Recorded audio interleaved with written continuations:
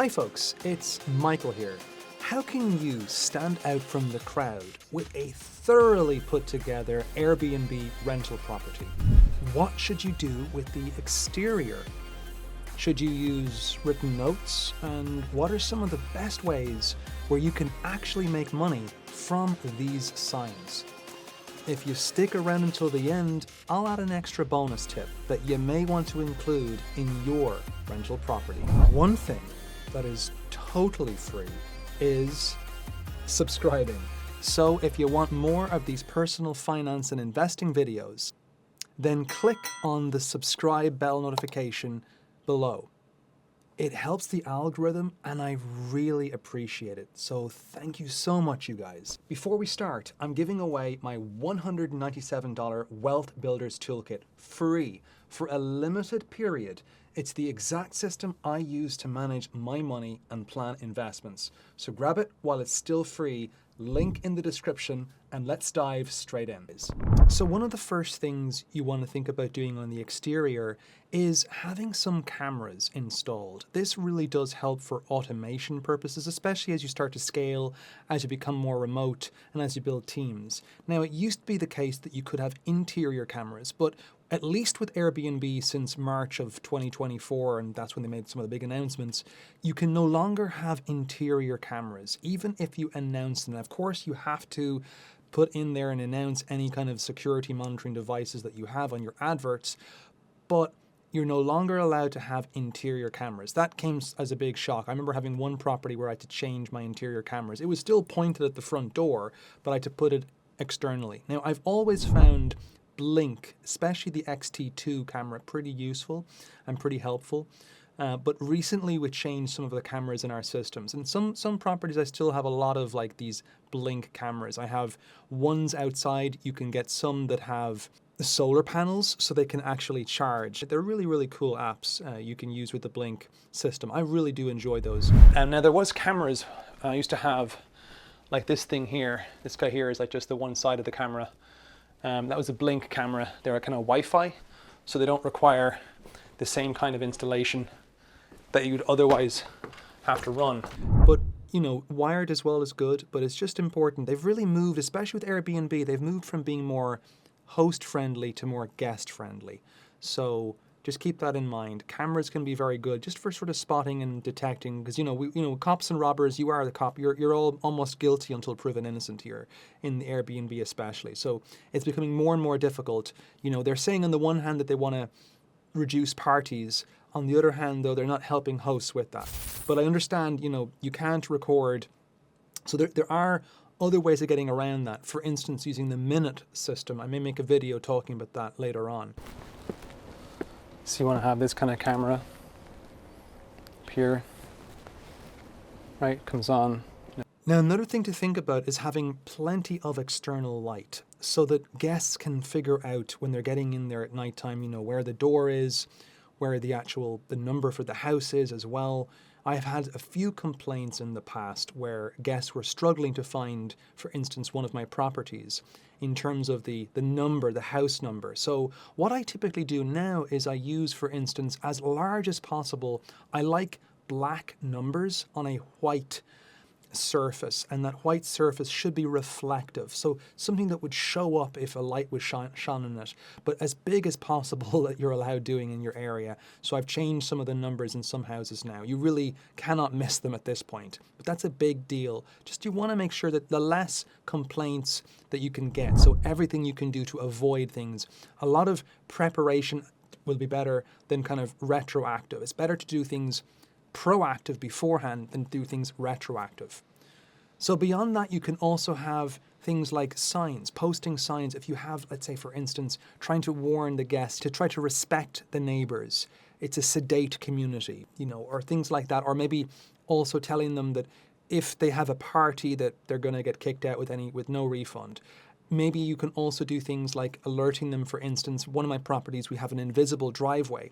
So I've had to alert the guests to make sure that they park to the left of a particular line. It used to have pink ribbons. Then it had like a white fence, but then some of the grass, or not the grass, rather the bushes would grow over the white fence. and it made it difficult. Then I put a stone rabbit, so I had to keep changing it. But you want to make sure that they park where they should park. Having other things exterior, like garages, they can be useful. One of my properties has a garage, it's double garage, and it's quite nice. I've really done it up electricity, new doors, electronic doors. But the more things you have, the more things that can go wrong. So be careful about that. But there's other features you can have exterior. So for instance, one property, we have a kind of semi-gated backyard where there's grass the kids can play, there's a nice deck, and you want to have an outdoor furniture. So a nice chairs that they can use outdoors. Now, we used to have wicker chairs, but eventually the wicker started to break. Then I ended up getting some more cheap kind of chairs from Walmart that were extraordinarily durable. Not Walmart, from Costco rather. Now I also can get stuff from Craigslist. I remember buying some beautiful outdoor metal furniture with some beautiful tile tops. Stone tile tops, and I got this dirt cheap on Craigslist from a family that no longer wanted it. So it's beautiful to get these things. That's going to be really good when you're getting into it first. Now, in addition to that, you can have, like for instance, in another property we have a backyard and a front yard. The front yard is gated, the backyard is gated. Great if you can have gated backyards for the kids and fenced yards for the kids. Very safe. In the front, we've got some grass, we've got a covered porch, we've got a lovely little swing inside that they can sit on. There's other chairs and seats as well, and we have some nice little features like that. Now you can have lights out there as well. They really do make a lot of a difference if you have a lights outdoors, things they can turn on. Usually I get stuff like from Walmart, like these kind of white, kind of almost Christmassy kind of decoration, very, very strong white light, just looks very nice in some of these decks. And also some wicker chairs with some upholstery. Now, over time, I have noticed that animals have destroyed some of these upholstery, and maybe the animals were the guests themselves. Sometimes the guests are the animals. You really don't know. And it can be quite difficult to kind of change these things. So in addition to that, in the backyard, we have a gated backyard. We have some other nice features in the backyard in that property. Another property, we have another gated backyard, and there it's really low maintenance in the sense that we have AstroTurf, so all-terrain grass, artificial grass, synthetic grass, nice stone slabs, nice outdoor furniture. We even have a Cinderella carriage, that looks great in the photograph that adults can sit on, and also just wooden benches and plenty of outdoor things for them to do. Totally gated. The more private you can make it, the better. And we also have some other things like decks, covered balconies. And one property got like an outdoor heated balcony, which isn't, again, check your laws in your area, but exactly when you can put a heater in there or not. You want to kind of tot it up with your insurance, there's safety features, etc. We have beautiful outdoor decks in multiple of my properties now at this point. And the outdoor, kind of copying and pasting with Trek. Trek is just great. It's a little more expensive to put it, but you got your 40-year lifespan expected, and you never really need to do much work. As opposed to wood. Wood is fine, but it really starts to show its age very quickly. Cheap in, but you're going to be taking care of it quite a lot. Now, I just didn't want the headache or the hassle. Of course, you can run your numbers and figure out if it makes more sense, and typically it's probably not worth it for some rentals to put in Trek deck, but I just think if you can, it just is much easier, looks much nicer, and does basically stand up quite a lot to the wear and tear. Now, with contractors, in terms of what you're doing outside, you're going to have things like bins. So you can't really rely on short-term tenants for taking in and out bins. Also, they may not be around. So what you want to think about doing is either having your cleaners doing it or finding someone else. Now, the big thing I used was Craigslist to find people to help me, and it took me quite a while to find someone reliable. Once I had someone reliable, I had them for years. It was wonderful. Unfortunately, they eventually moved, and then I had to find other people, but it was just a great opportunity. Now, the other thing, along with bins, you want to do to automate the bins, because that's the difficult part, is having your gutters. If you've got gutters, you've got to clean your gutters. Me personally, I don't think you really need to do them 4 times a year. I do mine once a year in an area with lots of trees around, and I do them once every few years, if at all, in another area with no trees. I think it's just not something that you need to do. You could keep an eye on the gutters if they're, if you're getting a lot of pollen, a lot of leaves, a lot of stuff, but I just think it's a money racket for a lot of the companies that are doing it. Yes, it's good if you've just spent a fortune on gutters and new gutters and roofing and things like that. It's good to do them once in a blue moon. But in my home country of Ireland, we almost never do the gutters. It's just a money-making racket as far as I can tell. That's my personal opinion. Maybe I'm crazy, but that's just me, and it saves you a bit of money. In the long run, it's good to do them. I would certainly not be doing them more than once a year. I think that's absolutely plenty of things. Unless you're in an area where you're getting a huge amount of leaves. And I am. At one property, I've got a lot of leaves. I've spent a fortune on the roofs of a multifamily. I still only do it once a year, and that's plenty. In terms of grass cutting, you want to find a good grass cutting company, but you really want to try to minimize your costs as much as possible here with cutting grass.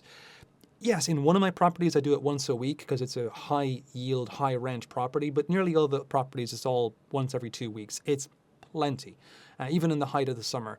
Yeah, you might get the occasional guest that might complain that it's a little bit long at one point, but it's highly unlikely. Is it really worth cutting it twice a week just in case you get one guest who complains? Probably not. It's probably fine to do it once every 2 weeks. Snow removal, ice removal, if you're in an area like me, very important. It's not just, it's the salting, it's the ice, and it's the snow, and finding a company that is reliable but also economic. Now, that's taken me a while for that particular thing. I've always had reliability. I had very economic for grass, although the snow removal initially was quite expensive. Now I've got some more cheaper contractors that are reliable as well. Trees as well, if you've got bushes and tall trees, sometimes I had like one size fits all, like one central company doing everything, and then I realized pretty quickly that they had a comparative advantage in one or two areas, and that sometimes you need to look around, and there are people that can do certain jobs that other companies cannot do, because sometimes they just can't deal with trees or deal with bushes that are very tall. They need to have certain technologies that would be better for that. So contractors for the exterior, very important. If it's once in a blue moon, it's different. And, obviously if you have people that have installed things for you, you can probably call them up again in the future. That goes for like air conditioning contractors that are working on outside, or roofers. But if you're just looking at the kind of the regular stuff like cutting grass, snow, gutters, etc., you really do want to find people that are reliable but also economic. At the end of the day, it's a business. You're looking at a rental property here. You don't want to spend a fortune, but you need to keep things up, right? And sometimes you can rely on your tenants to let you know these things. And if you can pass them on to long-term tenants, great. But in the short-term game, it's a bit different. Now, in terms of signs, look, we've already mentioned with the exterior, with the parking signs, respect, the neighbors, post all these signs. For the interior signs, one thing I love having is when you come in the door, having one of these sort of signs to, please take off your shoes. Having, something like a rack from maybe IKEA, have a little mat underneath it, or a little, I have plastic catch-alls so that they catch kind of the dirt. And then I have like these racks they can put their shoes in, and a little sign on the wall about please taking off your shoes. And then I have like a little poof or a little seat where they can sit down and take off their shoes. Not everyone's going to do it, but some people will. And that means you're kind of reducing the wear and tear as much as possible. That really does help over the long haul. So that's good when you come in first. So welcome notes here, little plants. I found this really useful, like something like that where they can sit down, take off their shoes, have an IKEA mat under here to catch all the dirt necessarily, and something like this, right? And then they have their little areas. And out the back, it's a little dark right now, but out the back, we have a back garden. It's all gated, so the kids can run around and they can go into the basement, etc. They can play in the back garden to their heart's content. I also love to have a welcome note, right? And maybe I'll give you more information in my course. But when you look at the love note, when you look at the welcome note, you really want to do things like your Wi-Fi information, the address, a nice welcome, maybe put in your signature, something really personal. Like if your name is John, or Jackie, or Michael, like myself, just put in Michael, the very end, enjoy your stay, etc. If there's anything I can do, please don't hesitate to reach out. If you've got a logo for your company, that's always good as well. If we're going to have things like signs, like I like to have signs like this, so when my guests come in and they know things like the Wi-Fi code, they know the address, maybe some signs like to remove your shoes, you can personalize your clocks, you can get all kinds of things like that. I like to have some kind of thing to hold their shoes so they're not ruining a floor, right? Because we put a lot of love and care into this floor, into renovating this floor once we got it. And, you know, places to sit down, take the shoes off, and then some extra furnishings and things like that.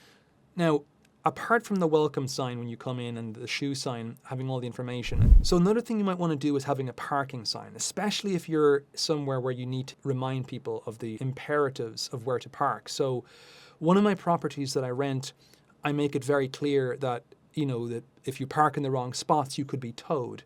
And I give them all the information about where they could park if there's too many cars that they have, or if the cars don't fit, if they've got, like, I don't know, giant RVs or trailers or big trucks, that they can park locally, and here's where they can park. And it's also, of course, in your online information. But you may want to have that as a parking, just because I've had so many issues in one particular area where in the past, guests were parking in neighbors' spaces because it was a communal car parking lot with numbered or assigned spaces. And, you know, short-term guests, they make mistakes. So you want to have that parking note somewhere near the door.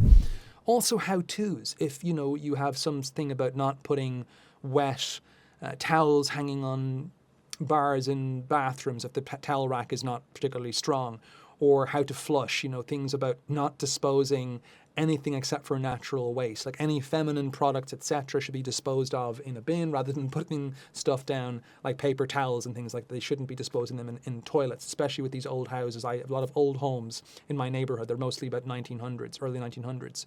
Again, you know, flush only toilet paper, right? Do you love this bathroom? So how-tos like that. Also, to try to minimize the cleaning costs, the water, etc. You know, you might want to have things like if the tenant or if the guest could please, you know, leave dirty linen on the floor so we know what's dirty and what's clean. It could be towels, it could be bed sheets. If they could strip the beds, that's amazing. That just speeds up the turnaround and lowers costs so that the next guest can come in just really quickly. So that if they all respect it, it really helps like that. So leaving dirty linens, just like in a hotel, like that way we know what's clean and what's dirty. So you just want to make sure, like I always try to ask them to like leave dirty dishes in the dishwasher. Also some things like this, like which sheets were used. This is what I used to do, like to try to minimize the amount of washing and speed up time, etc. You know, other signs as well, not just like putting out the trash on a certain day. If it's a Thursday that the things have to go out at nighttime, there's alerting the guests that it'd be wonderful if you could have all the trash out there on a Thursday. Like make sure that you put all your trash in the bins, the exterior bins, so that when the bins are taken out, hopefully all their trash is in there, rather than them just piling up trash inside the house in bags and whatnot. Because otherwise then, if they're spending a few days and they leave the day that the actual trash comes and they haven't taken their trash out, the cleaners come in and they have all this piles of trash that's going to be piling up. And usually a lot of the local areas don't want to take excess trash, and they don't, and you'll have a big problem. It's okay when you're starting out and you can handle this yourself, and you know you can take them to the dump, etc. yourself, and you can put them in your back of your truck or back of your car. But this is just not good at scale. You want to be removing yourself from the business, right? There's a great book on this about multipliers and working on the business, not in the business. So you want to be trying to like automate as much as possible. Imagine you were running at a scale where you had 100 properties. You can't go over yourself and do these things. So when I started, I did everything myself to learn it. But, you know, I wasn't valuing my time. I was saying that, okay, my time is like $2 an hour or $10 an hour, whatever it was. So it just wasn't a good use of my time. And you couldn't do this at scale. Another thing you can do, along with parking notes and linen notes and the trash notes, you know, you can also like explain how to use like the Wi-Fi or putting stuff in the dishes. You can put QR codes. So I love doing this. Like, do you like this kitchen? You can get affiliate marketing when you kind of scan those things. Do you like this bedroom? You have this like, do you love this room? All these QR codes. Again, if you get enough traffic, you can get affiliate marketing. You can get a certain amount from Amazon. I didn't have enough from this one unit and eventually got closed down, but I may go up again in the future at some point. It's just not been worth it for the last while. Do you like this living room? Do you like this bathroom? Right? Do you love this bathroom? Do you like this dining room? Less so much of the dining rooms, or things like that. And as a result, you could put, let's say, Amazon affiliate links or Walmart links, etc., and they can find the actual products that you've used, because they might want to do something similar in their house. And if you get affiliate links, you might get a certain percentage of this. Now, I tried that for a while, Unfortunately, I wasn't driving enough traffic. I only had one unit when I was doing this, and I got booted off Amazon because I wasn't generating enough traffic. But when you have enough properties, this can really scale, because you have enough people, you probably will start to get people eventually that are using the links, and there's enough of them using your links. That's a huge bonus, right? Getting commission off affiliate links. Now, a big bonus is having something like an office. If you can get an office into your Airbnb, now you're really appealing to the business traveler.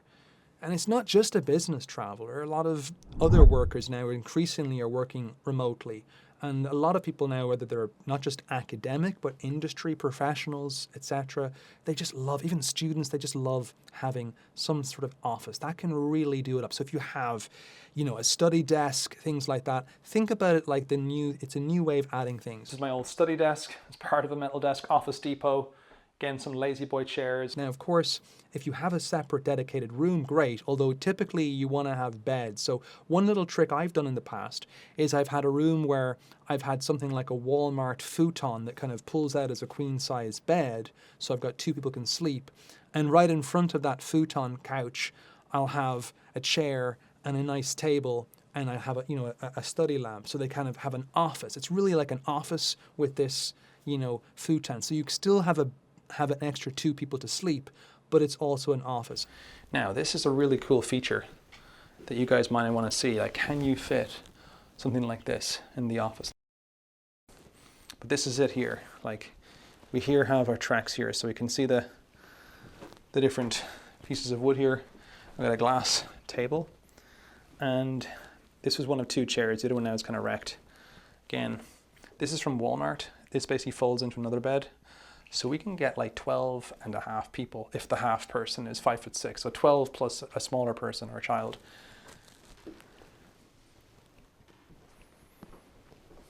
Right, and that's just that little office. And I think, I spend some time working here myself. You can fall asleep there. It's kind of nice. You're at the very top. And I've done that like another property where it's actually just an office. There's not really enough room for a bed.